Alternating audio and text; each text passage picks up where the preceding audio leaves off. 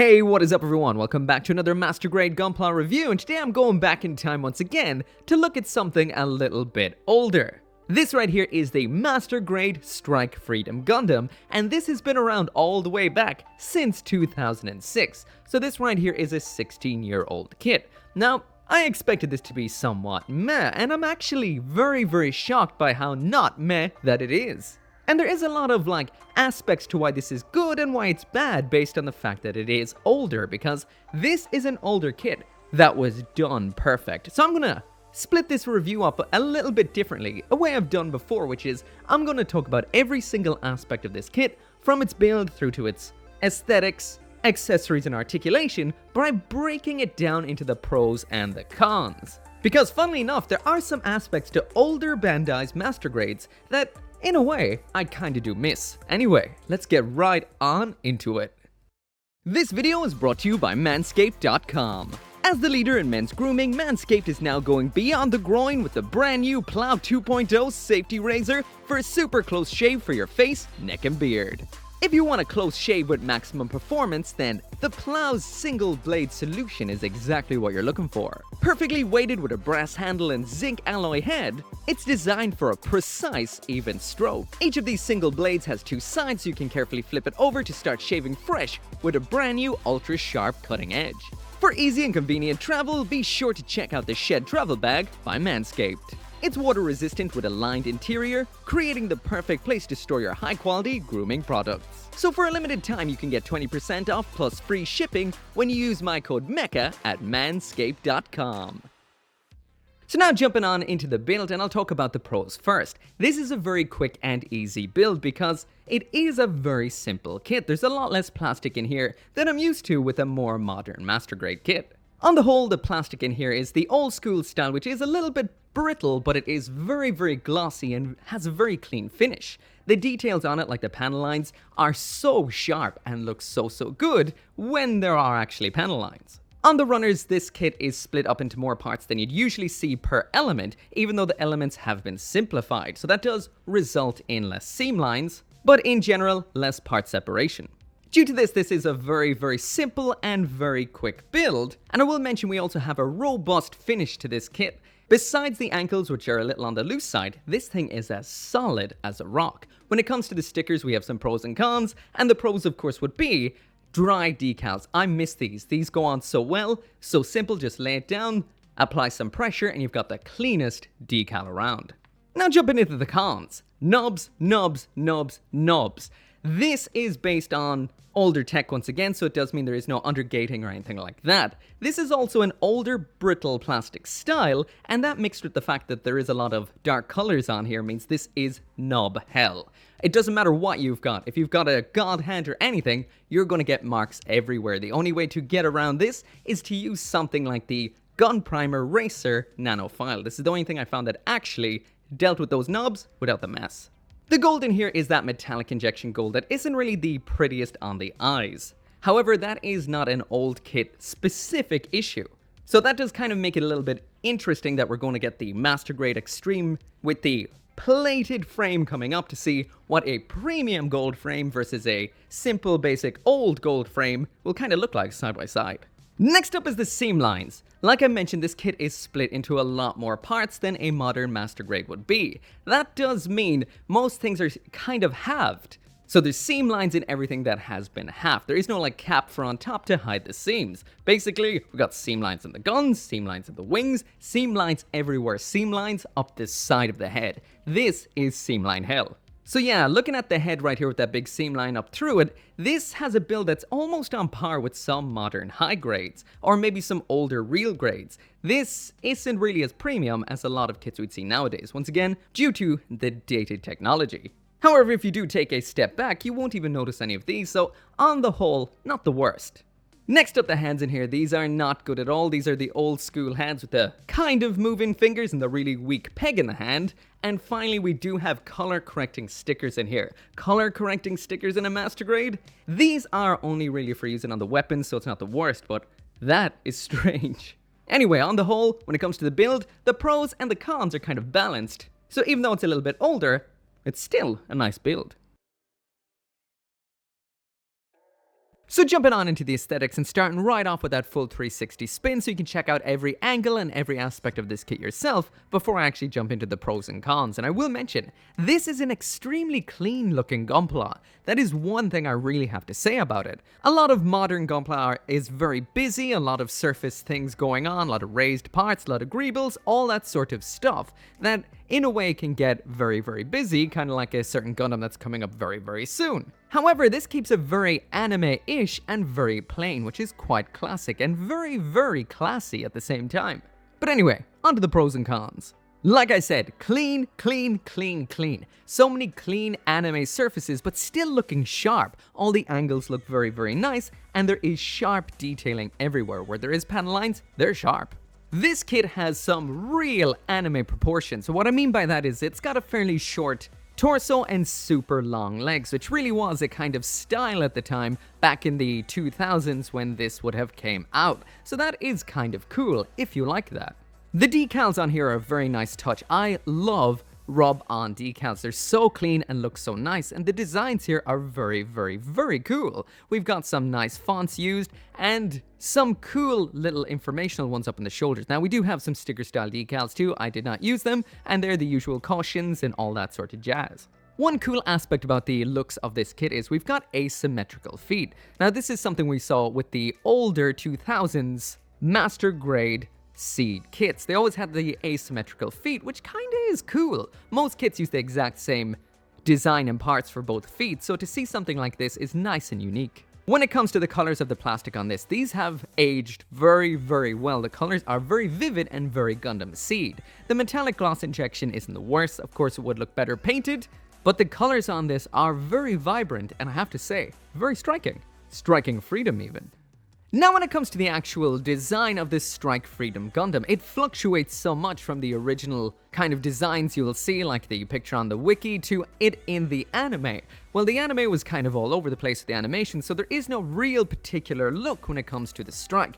That's probably why there's so many different variants of this available. Like, there's this version, the high grade, the metal build, and they all have different proportions here, there, and everywhere. So this one is a very long-legged, big feet, big upper body, very classic 2000s kind of look. Now jumping into those cons. This is a kit that has skipped leg day and skipped it hard. Those anemic legs, well, they won't be for everybody, and I have to say that upper leg to me does not look good. The lower leg either, especially combined with those big old flappy feet. Usually I wouldn't pay too much attention to this, but its massive upper body and those skinny legs kinda looks a little bit comical. Again, this is a stylistic choice, so it will come down to your own likes and dislikes. When it comes to the color separation on this kit, it is very basic. It would have been very nice for 2006, but basic via today's standards. For example, up on the head we do not have color separated Vulcans, nothing like that, even though the rest of the separation on the head is quite nice. We also don't have any colored clear parts in here. That's good or bad depending on if you want to customize it, but if you don't, you might have to do what I did and hit it with a Sharpie or use one of the stickers. And when it comes to the other cons with this, it's just the other things I mentioned previously, like the issues with seam lines all over the place, not too noticeable from a distance, the nub lines all over the place, if you're careful or use a nanofile, you'll have no problem, and the hands on this don't look great. I would really recommend some aftermarket hands. So when it comes down to it, this is a really good kit aesthetically. It really does capture the overall look of this Strike Freedom. So I can't wait to actually see what the Master Grade EX will look like, because they're going all out for the design on that versus this, which is quite simple. Now, if you want an over-the-top looking Strike Freedom, there is the metal build or that bootleg I mentioned before that has all the detail, but not really, much else. You can't really move it around or anything without it falling apart, but it does have all the looks if that is what you're looking for. Anyway, onto a couple of comparisons. So now jumping into the comparisons, and there it is side by side with a kit that would have come out almost a decade later. That right there is the Strike Gundam Remaster, and this is a nice middle point when it comes to Seed kits. It's at the same time quite anime accurate, but not too overly detailed either. It's a very solid kit. The backpack is a little bit fragile, but on the whole very, very nice. And these do actually work well side by side. Honestly, even though there is more nicer modern tech in the Strike Remaster, they still stand side by side so damn well. Strike Freedom still holds up here. So now moving on through the years, and next up we've got one of my all-time favorite Gundam kits, and that is the Master Grade Strike 2.0. Now this is a very big change when it comes to the actual Strike Gundam. This has a lot of more, well, let's say, aesthetic changes to the design to make it look like a, well, more fancier Master Grade and not necessarily a full replacement of the original Master Grade, which I do not have. So this really comes into the pros and cons of old gunpla versus new gunpla, especially with these two right here. This is a far more eye-friendly kit. It looks so awesome in a lot of different ways. So much to look at, and it looks like a mecha with a lot of mechanical detail, compared to the anime-looking version that we have right here of the Strike Freedom. However, some may find that nicer to look at. However, the Strike Freedom that we're looking at today, that is a lot simpler in its makeup and has a very solid core that doesn't move at all. It doesn't have the level of articulation inside of it that we have with the Freedom. So that does mean it, well, feels like, may not be, but it feels like that torso will hold up over time underneath those massive wings, unlike the Strike 2.0, as it is straight built. It's a little loose. So now moving on through the years when it comes to Master Grade Seed Gunpla, and this kind of shows the evolution of Gunpla in general, that Bandai is really pushing the amount of detail per square centimeter over anything else. Not that I'm complaining, because the Master Grade Eclipse right here is again one of my all-time favorite Gunpla kits. It is off the charts awesome in its crazy, over-the-top, fragmented kind of way. So all this really proves to show is that what we're seeing on the Strike Freedom right here is a lot more basic, a lot more classic, a lot more classy in a way than what we're seeing with more modern kits with all of the bells and whistles all over the shop. That also means that I cannot wait to see what Bandai is truly going to do with the Master Grade Extreme version of the Strike Freedom, because we're going to be seeing something completely off the charts. I'm just wondering how much better will it look than the bootleg Strike Freedom that does look incredible. Anyway, accessories time. So now jumping into the accessories, and here's the Master Grade Strike Freedom Gundam with everything that it comes with. And in here we get the usual Gundam loadout, which is the sword, board, and beam rifle. The sword, of course, being a pair of beam sabers, the beam rifles being a pair of beam rifles, and we've got a energy shield as the shield. Besides that, then we've got a bit for covering up the Strike Freedom's butthole, as well as a stand. Now, I will mention there is no real pros and cons to these aspects, so I'm not gonna break it down into those right now because everything is fairly basic here. So first up, it's about time we got this up in the air, so that does mean it's time to use the included stand. Now this is quite good. First off, we do have choices here. If you want to display this without the stand, we do have this little plug for plugging up the stand hole in the crotch. That just attaches in like so and is seamless with the rest of the crotch armor. Pop that off and then you can whip out the stand, which is a very nice design. The bottom of it looks very kind of like Strike Freedom's wings, and then we have a simple mechanism up top. That is a multitude of kind of articulation. Now, these don't actually move in a pivot, you actually have to disconnect them, then reattach them. So it is very, very strong and holds the Gundam perfectly. As for the attachment, it just pops on just like so, and this is a decent stand. It's very minimalistic, simple, but does the job perfectly.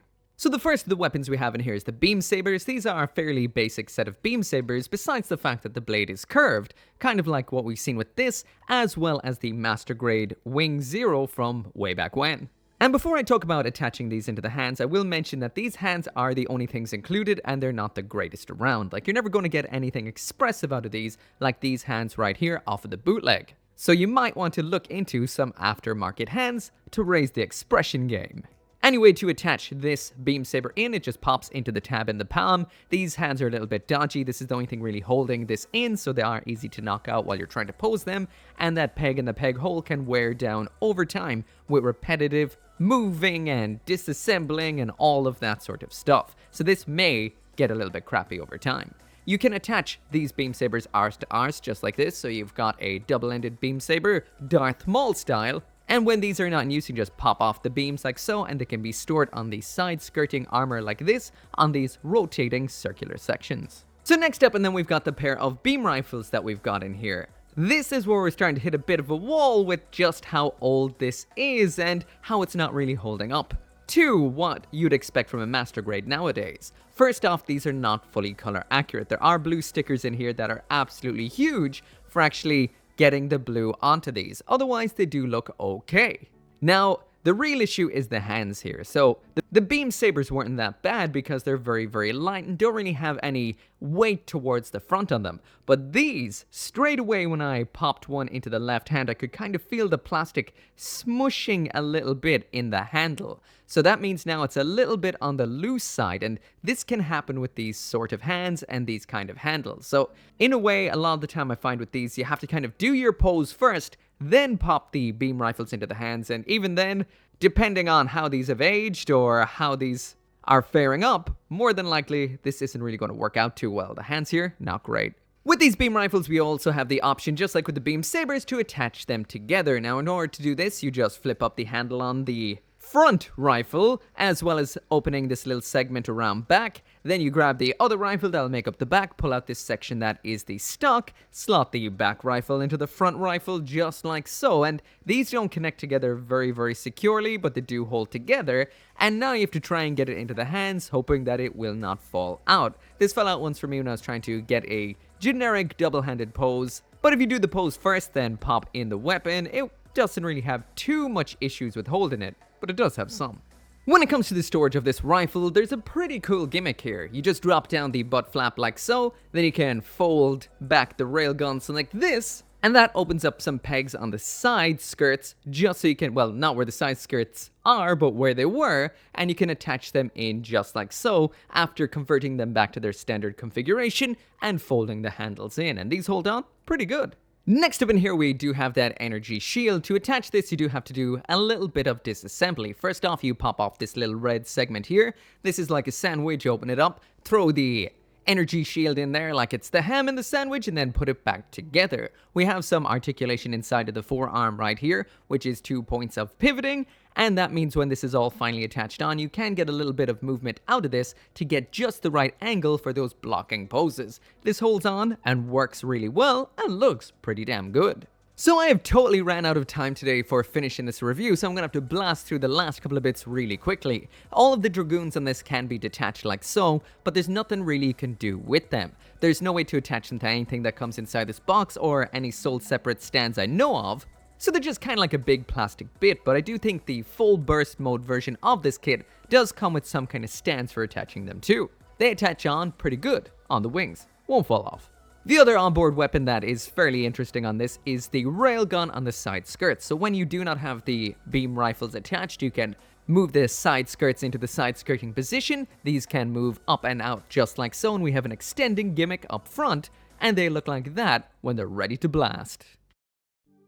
So finally, when it does come to the articulation on this, I have to blast through this once again very quickly. It is very, very nice for the most part, I find, especially in the limbs. The only thing that is quite restricted is the torso right here, but that is kind of advantageous when it has a big set of wings. It means it doesn't fall backwards all the time, but it does mean it is a little bit limited when it comes to some poses. Now I'm just going to go with the age-old pose I always try for testing out the articulation, and that will have to be it. So for the most part, once again, it is quite nice. We've got a bending toe here. That wasn't a very pleasant crack, was it?